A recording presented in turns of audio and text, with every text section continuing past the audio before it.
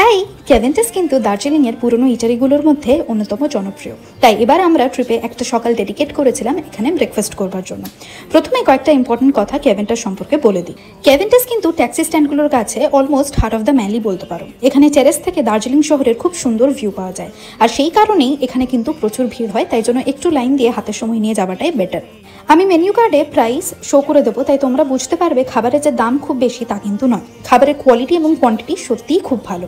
আমরা চিকেনের meet platter order করেছিলাম, তার সাথে coffee, hot chocolate, sandwich, omelette অনেক কিছুই ছিল। এই মিট প্ল্যাটারটাতে আমরা সসেজ, মিটলোফ আর সালামি আর তার সাথে ফ্রাইড এগ পেয়েছিলাম। এটা চিকেন আর পর্ক দুটো ভেরিয়েন্টেই আছে। দেখতে ভালো না হলেও প্লিজ হেজিটেট না করে ট্রাই করো, সত্যিই খুব অসাধারণ খেতে। আর সত্যজিৎ রায় কেন তার ফেলুদা গল্পে তোপসেকে বারবার এই হট চকলেটের প্রশংসা করতে দেখেছেন সেটা টেস্ট করেই বুঝতে পারলাম। এটার জন্য কিন্তু বারবার দার্জিলিং আসা যায়। আশা করছি এই ভিডিওটা খুব হেল্পফুল লাগবে। আমার চ্যানেলে কিন্তু দার্জিলিংয়ের আরও অনেক ট্রিপের ভিডিও শেয়ার করা আছে। Please subscribe to my channel. By.